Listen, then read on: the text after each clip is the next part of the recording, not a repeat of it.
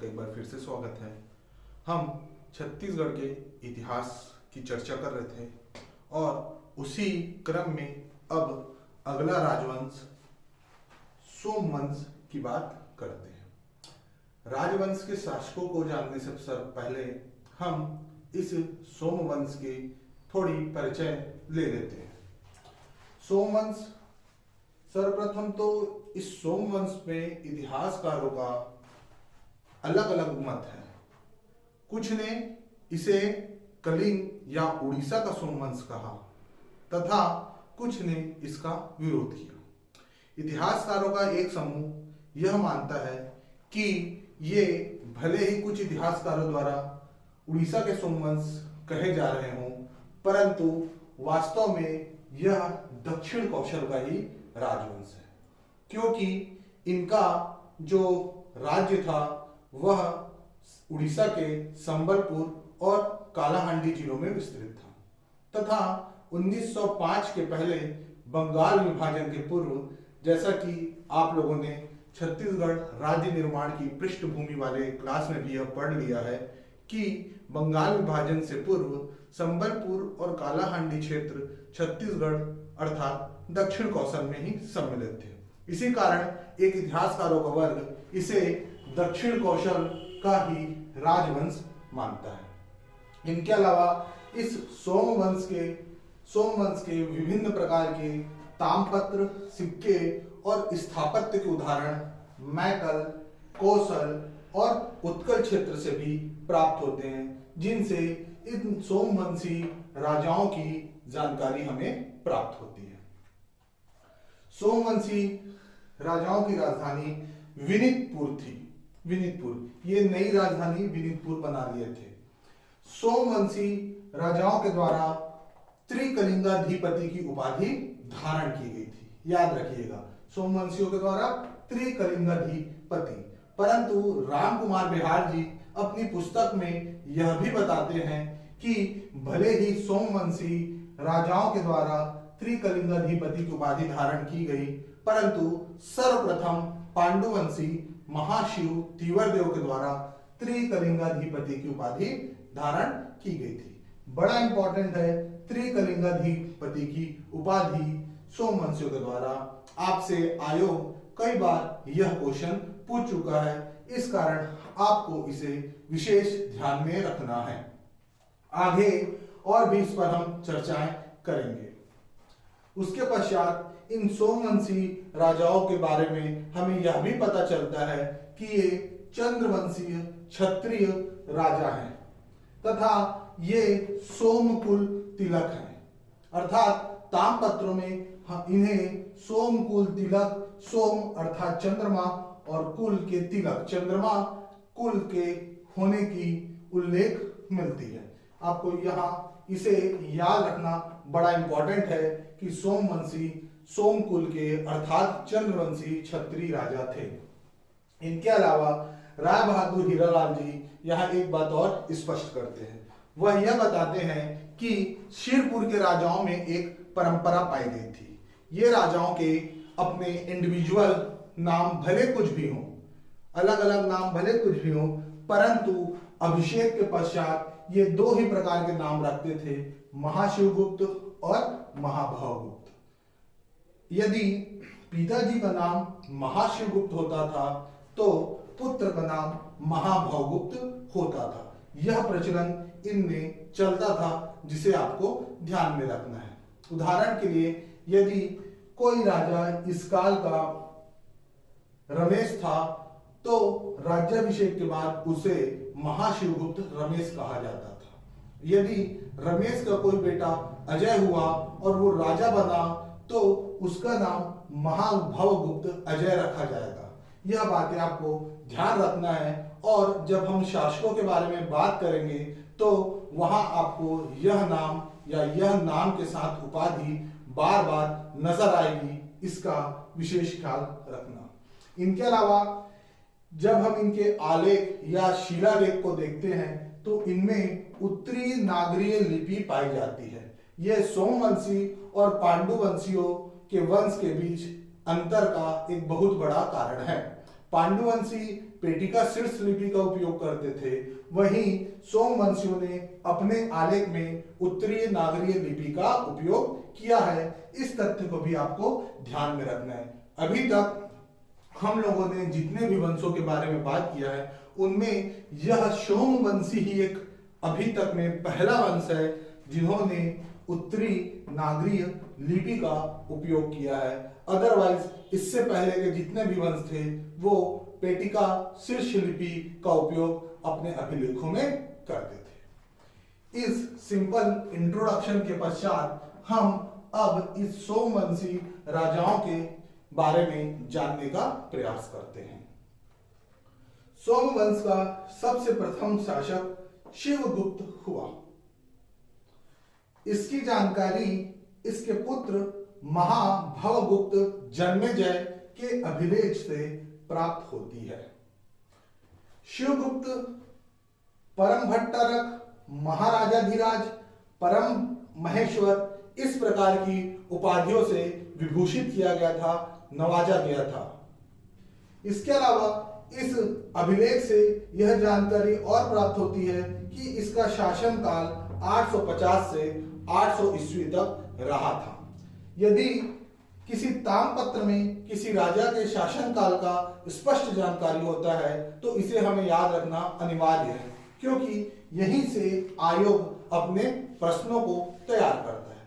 आप लोगों ने एक चीज और गौर फरमाया होगा कि मैंने बौद्ध शासकों के काल अवधि को छोड़ दिया। उसका कारण यही था कि उनके काल अवधियों के बारे में स्पष्ट जानकारी नहीं मिलती और ऐसे क्वेश्चन आयोग के द्वारा नहीं पूछे जाते क्योंकि विवाद की स्थिति निर्मित हो सकती है। लेकिन जिनकी तिथि कंफर्म है, यह आपका दायित्व बनता है कि उनको आप अच्छे से रट लें, मगअप कर लें, याद रखें। शिवगुप्त के द्वारा, जैसा कि हमको पता है कि सोमवंशियों के द्वारा त्रिकलिंगाधिपति की उपाधि धारण की जाती थी, परंतु शिवगुप्त को त्रिकलिंगाधिपति की उपाधि नहीं प्राप्त हुई थी, या इन्हें यह उपाधि नहीं मिली थी, या इन्होंने अपने नाम के साथ यह उपाधि नहीं लगाया। इस बात को विशेष ध्यान रखना है। बाकी इसके पश्चात जितने भी शासक होंगे सोमवंशी, वो सब त्रिकलिंगाधिपति उपाधि को धारण किए थे, परंतु प्रथम शासक शिवगुप्त के द्वारा यह उपाधि नहीं धारण की गई थी। इसे याद रखिएगा। इसके अलावा इनकी उपाधि परम महेश्वर से भी एक बात और क्लियर हो जाती है कि शिवगुप्त जो थे वो शैव धर्म के अनुयायी थे, शैव धर्म को मानते थे, क्योंकि यहाँ महेश्वर भगवान शिव का एक नाम है। महेश भगवान शिव का नाम है। शिवगुप्त के पश्चात उनके पुत्र महाभवगुप्त जन्मेजय राजा बनते हैं। इनका शासनकाल 880 से 920 ईस्वी के मध्य रहता है। महाभवगुप्त जन्मेजय को धर्म कंदर्प व स्वभाव तुंग ये दो नाम से भी जाने जाते थे। यह बहुत ही महत्वपूर्ण है कि महाभवगुप्त जन्मेजय धर्मकंदर्प और स्वभाव तुंग के नाम से जाना जाते थे। महाभवगुप्त इस सोमवंश के बहुत ही महत्वपूर्ण शासक है।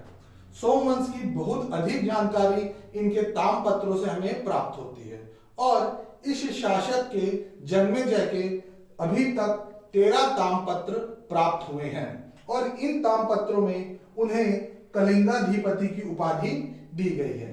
इनके द्वारा कौशल का क्षेत्र भी अर्जित किया गया था। इस कारण इन्होंने, जन्मेजय ने अपने आप को कौशलेन के नाम से भी इन ताम्रपत्रों में पुकारा है। अतः आपको यहां भी यह याद रखना बड़ा जरूरी है कि कौशलेंद्र जन्मेजय का एक उपाधि थी। इनके अलावा उड़ीसा के वक्र तेंतली जगह से एक आलेख प्राप्त हुआ है। उस आलेख में महाभवगुप्त जन्मेजय को परम भट्टारक, महाराजाधिराज, परम महेश्वर, त्रिकलिंगाधिपति, सोमकुल तिलक इत्यादि उपाधियां दी गई थी। अगर आपसे आयोग यह क्वेश्चन पूछता है कि ऐसा प्रथम शासक कौन था जिसे त्रिकलिंगाधिपति की उपाधि मिली थी, तो वहां आप निश्चिंत होकर टिक मार देना महाशिव तीवरदेव पर, जो कि पांडुवंशी था। लेकिन अगर आपसे आयोग यह क्वेश्चन पूछता है कि सोमवंशी का सबसे पहला शासक जिसने त्रिकलिंगाधिपति की उपाधि धारण की थी, तो उस समय आपको याद रखना बहुत इंपॉर्टेंट है कि वो पहला शासक महाभागुप्त प्रथम जन्मेजय था। यहां बिल्कुल भी किसी प्रकार का कंफ्यूजन आपको नहीं रखना है कि शिवगुप्त ने त्रिकलिंगाधिपति की उपाधि रखी है, क्योंकि शिवगुप्त को त्रिकलिंगाधिपति की उपाधि नहीं प्राप्त हुई थी।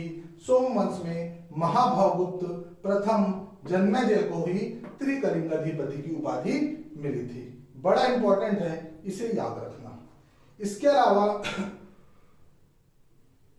महाभागुप्त जन्मेजय के द्वारा अपनी राज मुद्रा में लक्ष्मी का उपयोग किया जाता था, और यदि हम इसके संप्रदाय या धर्म के बारे में देखें तो यह पता चलता है कि यह वैष्णव के साथ साथ शैव धर्म को भी महत्व देता था। अगर कोई पूछा कि कैसे आप बोल सकते हैं कि दोनों धर्मों को महत्व देता था, तो पूछने वाले को आप जरूर बताइएगा कि भाई जब हम इसकी उपाधियों के बारे में बात कर रहे थे तो आलेखों पर इसे परम महेश्वर कहा गया, अर्थात शैव मत वाला। परंतु जब हम इनकी राजमुद्रा को देखते हैं तो इनकी राजमुद्रा में लक्ष्मी का ठप्पा सील प्राप्त होता है, और लक्ष्मी का सील मिलना यह बताता है कि ये भगवान विष्णु के भी उपासक थे, क्योंकि माता लक्ष्मी भगवान विष्णु की पत्नी थी। अतः इन दोनों प्रमाणों से यह क्लियर हो जाता है कि महाभागुप्त प्रथम जन्मेजय दोनों संप्रदाय को महत्व देते थे। ठीक है। इसके अलावा इस वक्र तेंतुली आलेख में एक बात का और पता चलता है कि यहां इन्होंने पहली बार अपने आप को जन्मेजय लिखा है, तथा इस तामपत्र की शुरुआत सिद्धम एवं ओम से होती है। फिर से एक बहुत ही महत्वपूर्ण क्वेश्चन, आप जब ये नोट्स बनाएंगे उस समय एक अलग से नोट कर लेना कि कौन सा वंश किस प्रकार के पंक्तियों को यूज करता था अपने तामपत्रों में। जैसा कि हमने देखा था नल वंशियों के द्वारा विजयी है, विजयी था, विजयी रहे का उपयोग किया गया। शरद पुरियों ने खड़कधारा जीतू भय का उपयोग किया। उसी तरह सोमवंश में महागुप्त प्रथम जन्मेजय ने सिद्धम और ओम से अपने आलेख की शुरुआत की थी। साथ ही साथ इन्होंने आलेख में संस्कृत शब्द का उपयोग किया था, इसे भी आप ध्यान रखिएगा। इनके अलावा इस वक्र तेंतुली आलेख में एक बात और पता चलता है कि राजा जन्मेजय का एक महासंधि विग्रहीन अर्थात विदेश मंत्री को तत्कालीन समय में महासंधि विग्रहीन के नाम से जाना जाता था, और इनका जो विदेश मंत्री था वह किसी धारादत्त का पुत्र मल्लदत्त था। आपको नाम याद रखना है, मल्लदत्त, और इनके पिताजी धारादत्त थे। ठीक है। और यह जानकारी यही वक्र तेंतुली के पास एक सोनपुर है, वहां प्राप्त होती है। एक्चुअल में ये वक्र तेंतुली ही सोनपुर जिले के अंदर में आता है।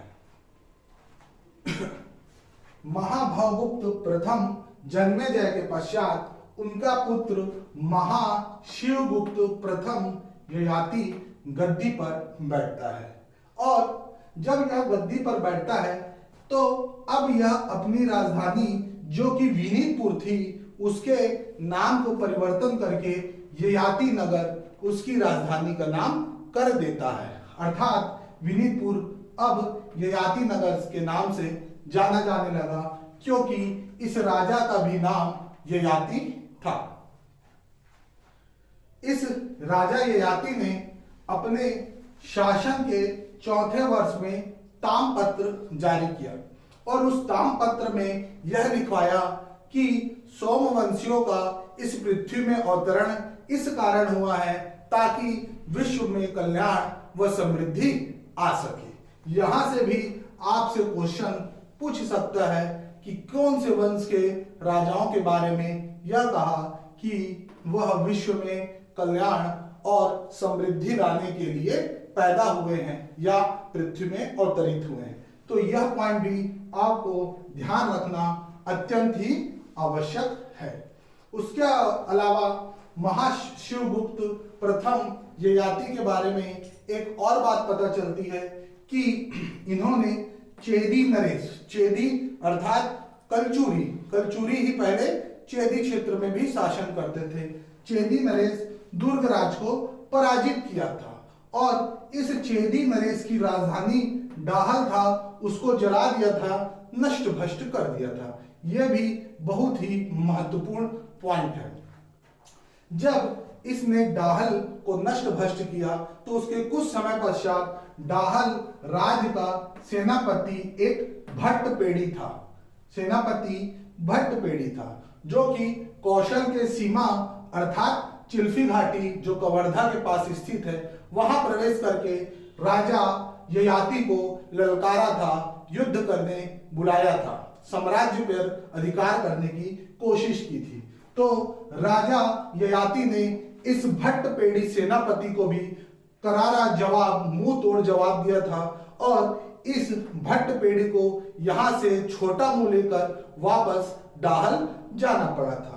और ये इतना ही वीर शासक था कि इतने विभत्स तरीके से इस भट्टपेड़ी की सेना को सफाया किया था कि अगले 100 वर्षों तक किसी चेदी नरेश की इतनी औकात नहीं हुई कि वो पुनः दक्षिण कौशल पर आक्रमण कर सके। इसके अलावा इस ययाति के बारे में एक और बात पता चलती है कि ये तत्कालीन समय के ओड्र, दक्षिण तोसली और भंग राज्य पर भी अधिकार कर लिया था। ये सब उड़ीसा के ही कुछ क्षेत्र के हिस्से हैं जहां ययाति का अधिकार था। इस राजा ययाति के पश्चात उसका पुत्र महाभवगुप्त द्वितीय भीमरथ गद्दी पर बैठता है। भीमरथ के समय फिर से कलचुरी राजा लक्ष्मण राज द्वितीय के द्वारा आक्रमण किया जाता है, परंतु इस आक्रमण से भीमरथ ने अपने राज्य को सुरक्षित रखा था। इससे यह भी पता चलता है कि भीमरथ एक योग्य शासक था। भीमरथ के शासन काल के बारे में अगर देखें तो यह 1955 से 975 ईस्वी के मध्य शासन किया था। भीमरथ को पृथ्वी का भूषण तथा कली के कल्प वृक्ष के नाम से भी नवाजा गया था। यह इनका बड़ा इंपॉर्टेंट पॉइंट है। महाभवगुप्त द्वितीय भीमरथ शैव धर्म का अनुयायी था, यह भी आपको ध्यान रखना है। महाभवगुप्त द्वितीय भीमरथ के पश्चात महाशिवगुप्त द्वितीय धर्मरथ गद्दी पर बैठता है। यह धर्मरथ भीमरथ का ही पुत्र था। इस धर्मरथ के बारे में हमें जानकारी केवल एक ही ताम्रपत्र से प्राप्त होती है और वो है खंडपारा माहुलपारा ताम्रपत्र। अभी तक इस धर्मरथ के लिए केवल एक ही ताम्रपत्र जारी हुई है और ऐसा माना जाता है कि धर्मरथ अपने पूरे जीवन काल में केवल एक ताम्रपत्र ही जारी किया था। महाराज धर्मरथ को राजमल के नाम से भी पुकारा जाता था। इसके अलावा जो ब्रह्मनेश्वर मंदिर का शिलालेख प्राप्त हुआ है उसमें इस धर्मरथ को द्वितीय परशुराम की उपाधि दी गई थी। बहुत ही इंपॉर्टेंट पॉइंट, धर्मरथ को द्वितीय परशुराम की उपाधि। इस धर्मरथ के दो भाई हुए, एक था नहुष और दूसरा था इंद्ररथ। धर्मरथ पुत्र विहीन था, इस कारण इसके पश्चात इसका भाई नहुष ने राज की कमान संभाली या इसके पश्चात उत्तराधिकारी हुआ। धर्मरथ ने अपने जीवन काल में ही अपने दूसरे भाई इंद्ररथ को कलिंग का गवर्नर बना दिया था। इसको भी याद रखना है। महाशिवगुप्त द्वितीय धर्मरथ के पश्चात महाभवगुप्त तृतीय नहुष यह गद्दी पर बैठा। चूंकि ये दो भाई नहुष और इंद्ररथ थे, दोनों भाई थे, तो दोनों में प्रतियोगिता ही तो होगी ही। एक कलिंग का गवर्नर, दूसरा राजकाज संभाल रहा था। इस कारण महाभवगुप्त तृतीय नहुष का पूरे समय इंद्ररथ से विवाद ही चलता रहा और इसने किसी विशेष प्रकार की उपलब्धि अर्जित नहीं की। इसके विषय में यह भी पता चलता है कि 995 से 1010 ईस्वी तक इसने शासन किया। नहुष के पश्चात उसका भाई इंद्ररथ गद्दी पर बैठा था। इस इंद्ररथ का शासन काल 1010 से 1022 अर्थात 12 वर्षों का था। इंद्ररथ की एक माता जी का भी नाम का पता चलता है, जो कि दुर्गा थी। इंद्ररथ के काल में परमार, राजा भोज और चोलवंशी राजेंद्र ने संयुक्त आक्रमण किया था और इतिहासकारों का मत था कि इन्होंने मिलकर इंद्ररथ को हरा दिया था और इसी से इंद्ररथ की मृत्यु भी हो गई थी। परंतु इतिहासकारों का एक दूसरा भी वर्ग है जो यह बोलता है कि इंद्ररथ अपने ही सोमवंशी वंश के किसी अभिमन्यु से भी युद्ध करता है और अभिमन्यु से युद्ध करते हुए उसकी मृत्यु हो जाती है। तो आपको इस प्रकार इन दोनों पॉइंट को भी ध्यान में रखना है कि इंद्ररथ या तो इनसे युद्ध के दौरान मरा, परमार, राजा भोज या राजेंद्र चोल, या फिर अपने ही शासक अभिमन्यु से युद्ध करते हुए मारा। इंद्ररथ के पश्चात वही अभिमन्यु जिसका इंद्ररथ से युद्ध हुआ था, उसका पुत्र महाशिवगुप्त तृतीय चंडीहर ययाति अब गद्दी पर बैठता है। इसके पश्चात के जो शासक हुए उनके बारे में इतनी जानकारी प्राप्त नहीं हुई है कि और भी कुछ बताया जा सके।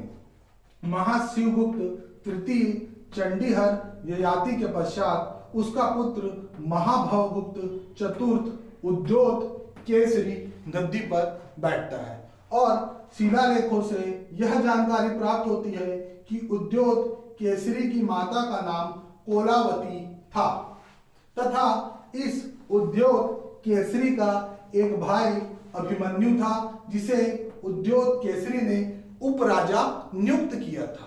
यहाँ आपको बिल्कुल भी कंफ्यूज नहीं होना है क्योंकि यह अभिमन्यु अलग है, यह अभिमन्यु अलग है। उद्योत केसरी के दादा के भी नाम अभिमन्यु था और उद्योत केसरी के भाई का भी नाम अभिमन्यु था। और प्राचीन काल के इतिहास में या ऐतिहासिक काल में हम कई दफा ऐसा पढ़ेंगे कि दादा और पोते दोनों का नाम एक हुआ करता है। अतः इस पॉइंट को आपको अपने दिमाग में रखना है। महाभवगुप्त चतुर्थ उद्योग केसरी के पश्चात महाशिवगुप्त चतुर्थ जन्मेजय, महाभवगुप्त पंचम पुरंजय और महाशिवगुप्त पंचम कर्ण ये शासक हुए। ये इनका क्रम था। इनके बारे में और कुछ जानकारी हमें प्राप्त नहीं हो पाई है, हमें इनका क्रम को याद रखना है। इसके अलावा एक और पॉइंट यह पता चलता है कि यह महाशिवगुप्त पंचम कर्ण, इसे ही शायद कर्ण केसरी कहा जाता है, जो कि सोमवंश का अंतिम शासक था। आयोग के हिसाब से आपको प्रथम शासक, संस्थापक और अंतिम शासक को ध्यान में रखना है क्योंकि आयोग के लिए बहुत ही महत्वपूर्ण होते हैं और आयोग इन्हीं से क्वेश्चन करता है। सोमवंशी राजाओं के समाप्ति के बारे में एक और अभिमत इतिहासकारों द्वारा दिया गया है कि इनकी समाप्ति चोड़गंग राजाओं के द्वारा जो उत्कल में राज करते थे या जाजलदेव करचूरी राजाओं के द्वारा युद्ध के कारण हुआ। इन दोनों राजाओं ने मिलकर इस सोमवंशियों पर बार बार आक्रमण किया, जिसके कारण इन सोमवंशियों की सत्ता जाती रही, शक्ति विहीन हो गए और एक समय आया जब इनके साम्राज्य का खात्मा हो गया। तो ये सारे डिटेल जो आपको याद रखना है, ये सभी सोमवंशी शासकों के बारे में। मेरी कोशिश यह रहती है कि मैं आपको पूरे के पूरे ज्यादा से ज्यादा इंपॉर्टेंट कंटेंट प्रोवाइड कर लूं, और इसी कारण मैं एक ही बोर्ड में पूरे के पूरे चीजें बताने की कोशिश करता हूं। आपको मेरे लेक्चर के साथ साथ इनको नोट करने की जरूरत है, ताकि आपको यह अच्छे से याद हो जाए। ठीक है, जितने पॉइंट्स इसमें नजर आते हैं ये आपके प्री के हिसाब से बहुत इंपॉर्टेंट है, और जो कहानी मैं अपने शब्दों से मुंह से सुनाता हूं उसका उपयोग आप मेंस की परीक्षा में भी कर सकते हैं। तो आज की क्लास में यहां तक। आशा है कि आपको यह लेक्चर समझ में आया होगा। बहुत बहुत धन्यवाद।